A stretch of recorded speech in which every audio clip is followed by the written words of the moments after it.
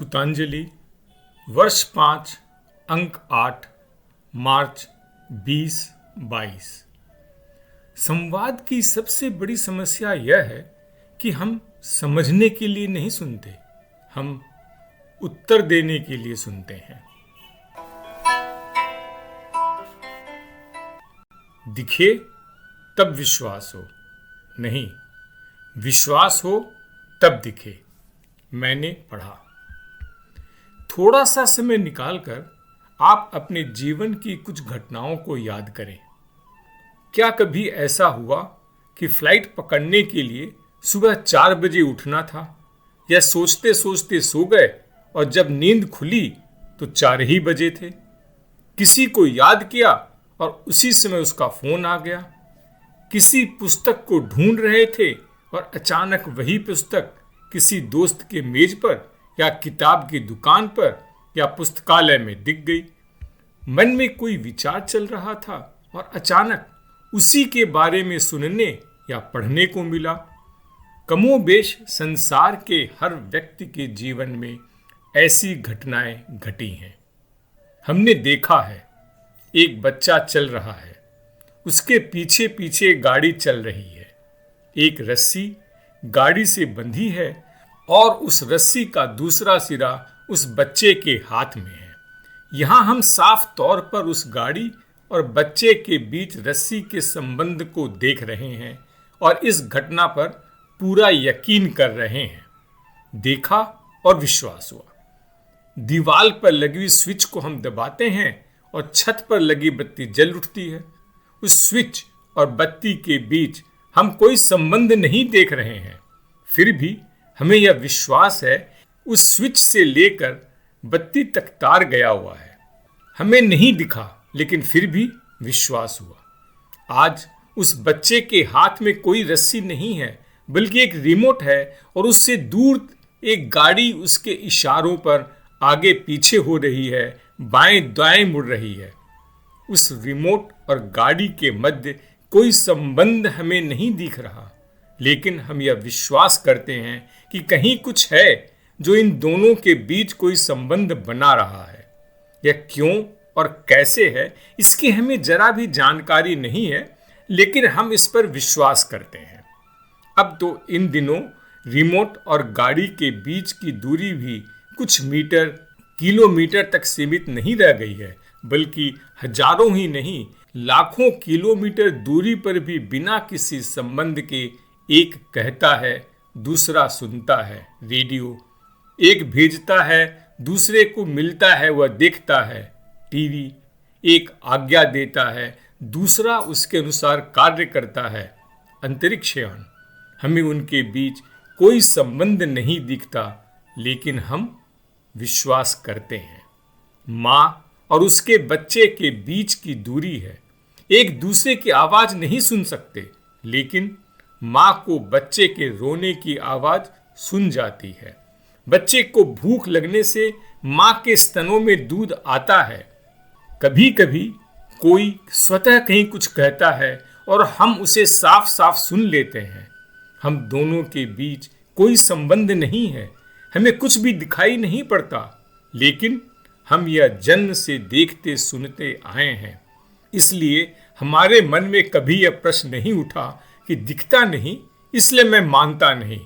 हम इस पर विश्वास करते हैं। एक नर्तक या नर्तकी नृत्य कर रही है, उसका पूरा शरीर, चेहरा, मनोभाव उसमें रमा हुआ है और उसका एक एक अंग प्रत्यंग स्वतः संचालित हो रहा है। बज रही धुन जैसे ही बदलती है, उसका पूरा नृत्य भी उसके अनुरूप तुरंत बदल जाता है। एक रचनाकार, लेखक, कवि, चित्रकार, संगीतकार रचना प्रारंभ करता है और विचारों की कड़ी एक के बाद एक जुड़ती चली जाती है और एक नई रचना तैयार हो जाती है। हमारे विचार हमारे अंग प्रत्यंग से वार्तालाप करते हैं। हमारा शरीर हमारे विचारों से बात कर रहा होता है। इन सबों के पीछे कोई संबंध हमें दिखाई नहीं देता है, हमारी दृष्टि के परे है, लेकिन हम इस पर विश्वास करते हैं। विश्व प्रसिद्ध खिलाड़ियों के प्रशिक्षक अपने छात्र से कहते हैं, जीतने के लिए केवल सबसे अच्छा खेलना काफी नहीं है, तब और क्या चाहिए? विरोधी खिलाड़ी के दिमाग को पढ़ो। जीतना है तो गोल गोल पोस्ट पर नहीं, गोलकीपर के दिमाग पर करो, तुम जीत जाओगे। क्या संबंध है इन दो खिलाड़ियों के विचारों के बीच? साक्षात्कार इंटरव्यू में उत्तर का सही होना काफी नहीं होता। उत्तर प्रश्नकर्ता के विचारों के अनुकूल या उसे अपने विचारों के अनुकूल बनाना अहम होता है। यहाँ विचारों का आदान प्रदान कैसे होता है? इन दोनों के बीच हमें कोई संबंध नहीं दिखता, लेकिन हम इस पर विश्वास करते हैं। यही नहीं, अगर हम ऐसे अनुभवों पर, घटनाओं पर विश्वास करने लगें, उनकी सुनने लगें, तो ऐसे अनुभव ज्यादा होने लगेंगे, उसकी बातें साफ साफ सुनने लगेंगी। क्या आप बता सकते हैं कि एक अखरोट के खोल में कितनी चवन्नी आ सकती है? हाँ, कोई भी एक संख्या बताइए जो आपके समझ में आती हो, 10, 15, 20, 50। हमारे दिमाग या ब्रेन की बनावट और आकार एक अखरोट से मिलती जुलती है। क्या आप बता सकते हैं कि हमारे दिमाग में कितनी यादें या विचार आ सकते हैं? बड़ा बेहुदा सा सवाल है। विचार जिसका कोई आकार नहीं, कोई माप जोख नहीं, दिखता नहीं, वह कैसे एक आकार वाले बर्तन में समा सकता है?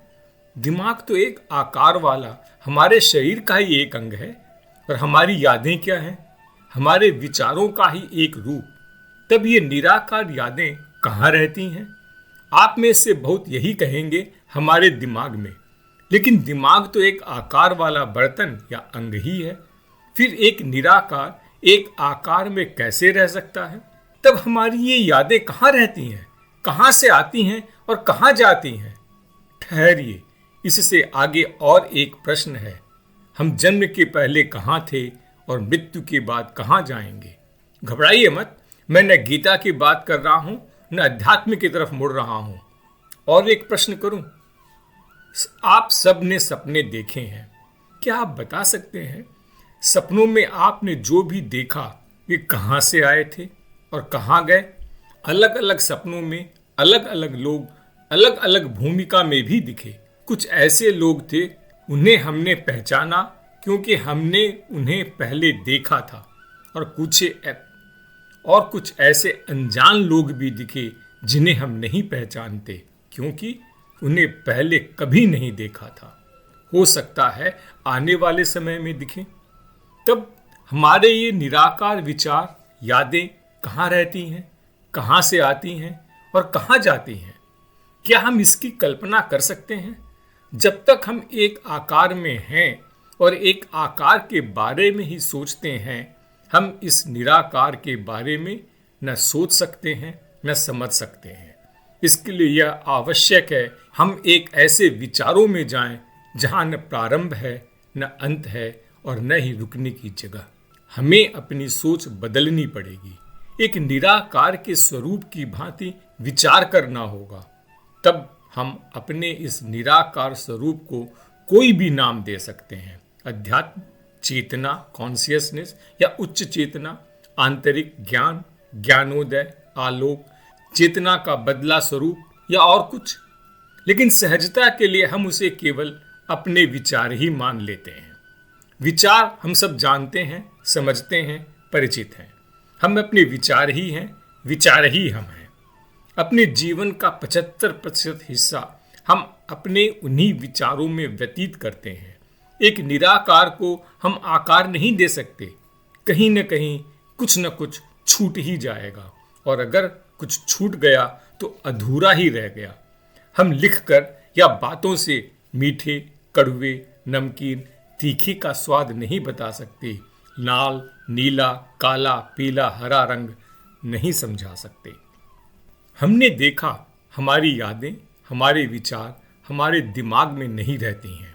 हमें यह स्वीकार करना पड़ेगा कि हमारे विचार हमारे दिमाग के बाहर ही कहीं रहते हैं।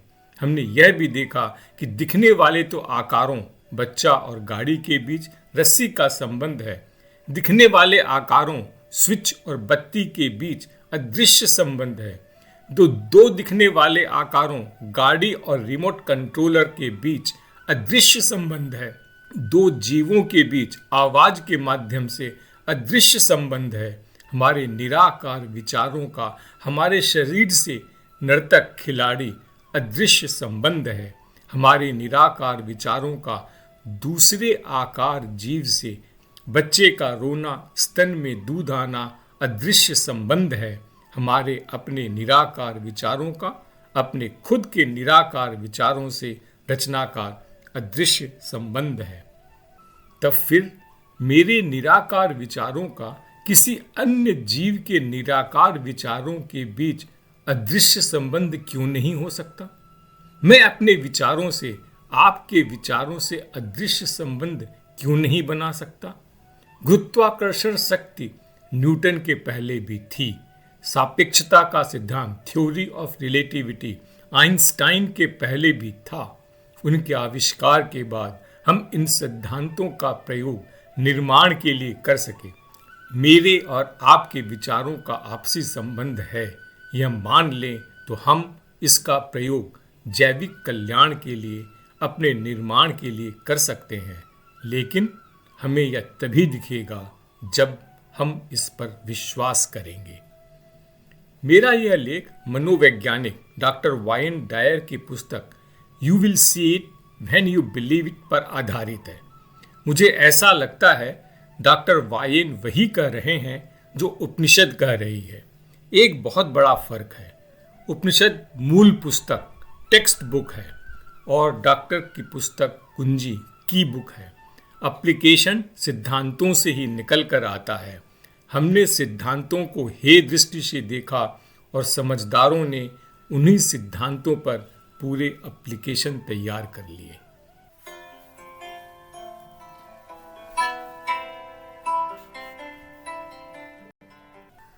बुद्धि या हृदय, चरित्र या शील, मेरे विचार। यह उद्धरण ओशो के प्रवचनों में से लिया गया है। जब तुम सोचते हो और निर्णय लेते हो, बुद्धि सक्रिय हो जाती है। जब तुम मात्र देखते हो, तब हृदय का फूल खिलता है। जैसे ही तुमने निर्णय लेना शुरू किया, बुद्धि बीच में आ गई, क्योंकि निर्णय विचार का काम है। जैसे ही तुमने तौला, तराजू आया। तराजू बुद्धि का प्रतीक है। तुमने नहीं तौला, बस देखते रहे, तो बुद्धि को बीच में आने की जरूरत ही नहीं रही। मात्र देखने की अवस्था में, साक्षी भाव में बुद्धि हट जाती है और जीवन के जो गहरे रहस्य हैं उन्हें हृदय जानता है। अक्ल को क्यों बताएं इश्क का राज, गैर को राजदां नहीं करते। और हृदय ने कोई राज प्रेम का परमात्मा को नहीं बताया। पराये को कहीं कोई भेद की बातें बताता है। बुद्धि पराई है, उधार है, हृदय तुम्हारा है। इसे थोड़ा समझो। जब तुम पैदा हुए तो हृदय लेकर पैदा हुए थे। बुद्धि समाज देता है, संस्कार देता है, शिक्षा देती है, घर परिवार सभ्यता देती है।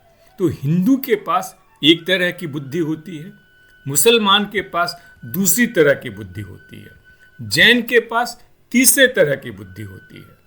तीनों के संस्कार अलग, शास्त्र अलग, सिद्धांत अलग, लेकिन तीनों के पास दिल एक ही होता है। दिल परमात्मा का है, बुद्धियां समाज की हैं। रूस में कोई पैदा होता है तो उसके पास कम्युनिस्ट बुद्धि होगी।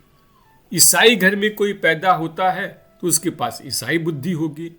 बुद्धि तो धूल है, बाहर की इकट्ठी की हुई। जैसे हृदय के दर्पण पर धूल जम जाए। दर्पण तो तुम लेकर आते हो, धूल तुम्हें मिलती है। उस धूल को झाड़ देना जरूरी है। समस्त धर्म की गहनतम प्रक्रिया धूल को झाड़ने की प्रक्रिया है कि दर्पण फिर स्वच्छ हो जाए, तुम फिर से बालक हो जाओ, तुम फिर हृदय में जीने लगो, तुम फिर वहीं से देखने लगो जहां से तुमने पहली बार देखा था जब तुमने आंखें खोली थी। तब बीच में कोई बुद्धि न खड़ी थी, तब तुमने सिर्फ देखा था, वह था अवलोकन। अक्ल के बंदे जिस दिन दिल की ज्योति जलाकर देखेंगे, अक्ल के बंदे जिस दिन दिल की ज्योति जलाकर देखेंगे, होश के बंदे समझेंगे क्या गफलत है क्या होशियारी। शील की सुगंध सर्वोत्तम है, क्योंकि वस्तुतः वह परमात्मा की सुगंध है। शील का क्या अर्थ है? शील का अर्थ चरित्र नहीं है। इस भेद को समझ लेना जरूरी है, तो ही बुद्धि की व्याख्या में तुम उतर सकोगे। चरित्र का अर्थ है ऊपर से थोपा गया अनुशासन। शील का अर्थ है भीतर से आई गंगा। चरित्र का अर्थ है आदमी के द्वारा बनाई गई नहर। शील का अर्थ है परमात्मा के द्वार से उतरी गंगा। चरित्र का अर्थ है जिसका तुम आयोजन करते हो, जिसे तुम संभालते हो। सिद्धांत, समाज, शास्त्र तुम्हें एक दृष्टि देते हैं, ऐसे उठो, ऐसे बैठो, ऐसे जियो, ऐसे करो। तुम्हें भी पक्का पता नहीं है कि तुम जो कर रहे हो वह ठीक है या गलत। अगर तुम गैर मांसाहारी घर में पैदा हुए हो तो तुम मांस नहीं खाते। अगर तुम मांसाहारी घर में पैदा हुए हो तो मांस खाते हो, क्योंकि जो घर की धारणा है वही तुम्हारा चरित्र बन जाता है। आगे तुम रूस में पैदा हुए तो तुम मंदिर नहीं जाओगे, मस्जिद नहीं जाओगे। तुम कहोगे परमात्मा कहाँ है परमात्मा। राहुल सांकृत्यायन 1936 में रूस गए और उन्होंने एक प्राइमरी स्कूल में एक छोटे बच्चे से जाकर पूछा, ईश्वर है? उस बच्चे ने कहा, हुआ करता था, अब नहीं है। Used to be but no more. ऐसा हुआ करता था जब लोग अज्ञानी थे, क्रांति के पहले। 1917 के पहले हुआ करता था, अब नहीं है। ईश्वर मर चुका है। आदमी जब अज्ञानी था तब हुआ करता था। जो हम सुनते हैं वह मान लेते हैं। संस्कार हमारा चरित्र बन जाता है। पश्चिम में शराब पीना कोई दुष्चरित्रता नहीं है। छोटे छोटे बच्चे भी पी लेते हैं, सहज है। पूरब में दुष्चरित्रता है, धारणा की बात है। शील क्या है? शील जब तुम्हारे मन में सब विचार समाप्त हो जाते हैं और निर्विचार दशा उपलब्ध होती है, शून्य भाव बनता है, ध्यान लगता है। उस ध्यान की दशा में तुम्हें जो ठीक मालूम होता है वही करना शील है। और वैसा शील सारे जगत में एक सा होगा। उसमें कोई संस्कार के भेद नहीं होंगे, समझ के भेद नहीं होंगे। चरित्र हिंदू का अलग होगा, मुसलमान का अलग होगा, ईसाई का अलग होगा, जैन का अलग होगा, सिख का अलग होगा। शील सभी का एक होगा। शील वहां से आता है जहां न हिंदू जाता है, न मुसलमान जाता है, न ईसाई जाता है। तुम्हारी गहनतम गहराई से, अछूती कुंवारी गहराई से, जहां किसी ने कभी कोई स्पर्श नहीं किया, जहां तुम अभी भी परमात्मा हो, वहां से शील आता है।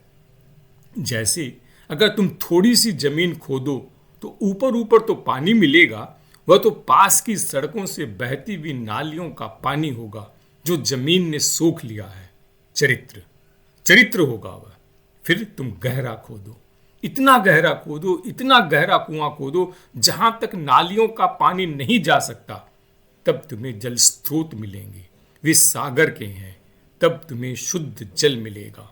अपने भीतर इतनी खुदाई करनी है कि विचार समाप्त हो जाए, निर्विचार का तल मिल जाए। वहां से तुम्हारे जीवन को जो ज्योति मिलेगी वह शील की है। अगर शील का जन्म हो जाए तो उसका अर्थ है तुमने वहां पाया अब जो जन्म के पहले था, जब तुम पैदा भी नहीं हुए थे। उस शुद्ध चैतन्य से आ रहा है। अब मृत्यु के आगे भी ले जा सकोगे। जो जन्म के पहले है वे मृत्यु के बाद भी साथ जाएगा। शील को उपलब्ध कर लेना इस जगत की सबसे बड़ी क्रांति है। न जाने कौन गुमराह कौन आगाहे मंजिल है। आगाहे माने सजग। न जाने कौन है गुमराह कौन आगाहे मंजिल है। हजारों कारवां हैं जिंदगी के शाहराहों में। शाहराह माने राजमार्ग। हजारों कारवां हैं जिंदगी की शाहराहों में।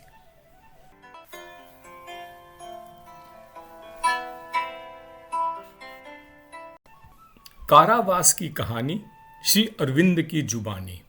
धारावाहिक। पांडिचेरी आने के पहले श्री अरविंद कुछ समय अंग्रेजों की जेल में थे। जेल के इस जीवन का श्री अरविंद ने कारावास की कहानी के नाम से रोचक, सारगर्भित एवं पठनीय वर्णन किया है। इसके रोचक अंश हम जनवरी 2021 से एक धारावाहिक के रूप में प्रकाशित कर रहे हैं। इसी कड़ी में यह इसकी 15वीं किस्त है। आसामियों की पहचान 2। मेदिनीपुर के एक साक्षी मेदिनीपुर के आसामियों से पता लगा कि वे भी गोयंदा हैं। बोले कि उन्होंने श्री हट्ट के हेमचंद्र सेन को तमलुक में वक्तृता देते देखा था, किंतु हेमचंद्र ने अपनी स्थूल आंखों से कभी तमलुक नहीं देखा। तो भी उनके छायामय शरीर ने श्री हट्ट से सुदूर तमलुक जाकर तेजस्वी और राजद्रोहपूर्ण स्वदेशी व्याख्यान दे गोयंदा महाशय की चक्षु तृप्ति और कर्ण तृप्ति की थी। किंतु चंदन नगर के चारुचंद्र रॉय के छायामय शरीर ने मानिक तल्ला में उपस्थित हो इससे भी ज्यादा रहस्यमय कांड मचाया था। पुलिस के 2 कर्मचारियों ने शपथ खाकर कहा कि उन्होंने अमुक दिन अमुक समय चारू बाबू को श्याम बाजार में देखा था। वे श्याम बाजार से एक षड्यंत्रकारी के साथ मानिक तल्ला बागान तक पैदल गए थे। उन्होंने भी वहां तक उनका पीछा किया था और बहुत पास से देखा था, अतः भूल होने की गुंजाइश नहीं। वकील की जिरह से दोनों साक्षी टस से मस न हुए। व्यासस्य वचनम सत्यम, पुलिस की गवाही भी अन्यथा नहीं हो सकती। दिन और समय के संबंध में भी उनकी भूल होने की कोई बात नहीं, क्योंकि ठीक उसी दिन उसी समय चारू बाबू कॉलेज से छुट्टी ले कलकत्ते में उपस्थित थे। चंदन नगर के डुप्ली कॉलेज के अध्यक्ष की गवाही से यह प्रमाणित हुआ था। किंतु आश्चर्य, ठीक उसी दिन उसी समय चारू बाबू हावड़ा स्टेशन के प्लेटफॉर्म पर चंदन नगर के मेयर तारदीवाल की पत्नी, चंदन नगर के गवर्नर और अन्यान्य सभ्रांत यूरोपीय सज्जनों के साथ बातें करते करते टहल रहे थे। ये सब इसी बात को याद कर चारू बाबू के पक्ष में गवाही देने के लिए राजी हुए थे। फ्रेंच गवर्नमेंट की चेष्टा से पुलिस द्वारा चारू बाबू को छोड़ दिए जाने पर विचारालय में इस रहस्य का उद्घाटन नहीं हुआ। किंतु चारू बाबू को मैं यह परामर्श देता हूं कि वे ये प्रमाण फिजिकल रिसर्च सोसाइटी को भेज मनुष्य जाति के ज्ञान संचय में सहायता करें। पुलिस की गवाहियां मिथ्या नहीं हो सकती, विशेषकर सीआईडी की। अतएव थियोसॉफी के आश्रय के अलावा हमारे लिए कोई चारा नहीं। 100 बात की एक बात, ब्रिटिश कानून प्रणाली में कितनी आसानी से निर्दोषों को जेल, काला पानी और फांसी तक हो सकती है, इसका दृष्टांत इस मुकदमे में पग पग पर पाया। कटघरे में खड़े न होने तक पाश्चात्य विचार प्रणाली की मायावी असत्यता हृदयंगम नहीं की जा सकती। यूरोप की यह प्रणाली है जुए का एक खेल। मनुष्य की स्वाधीनता, मनुष्य का सुख दुख, उसकी और उसके परिवार एवं आत्मीय बंधु की जीवन व्यापी यंत्रणा, अपमान और जीवंत मृत्यु को ले जुए का खेल। इससे कितने दोषी बच जाते हैं और कितने निर्दोष मर जाते हैं, इसकी कोई गिनती नहीं। यूरोप में समाजवाद, सोशलिज्म और अराजकतावाद का कितना प्रचार और प्रभाव हुआ है, वह इस जुए में एक बार फंसने पर, इस निष्ठुर निर्विचार समाज रक्षक षड्यंत्र में एक बार पड़ने पर पहली दृष्टि में ही समझ में आ जाता है।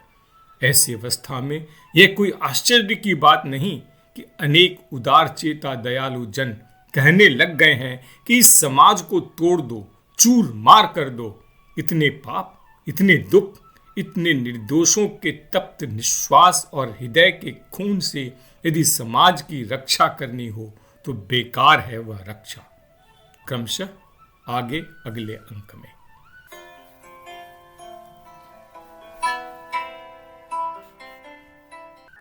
अगर आपको सुतांजलि पसंद आ रही है तो इसे स्वीकार, सब्सक्राइब करें। अपने सुझाव, सजेशंस दें। आपको श्रुतांजलि कैसी लगी और क्यों? आप अंग्रेजी में भी लिख सकते हैं।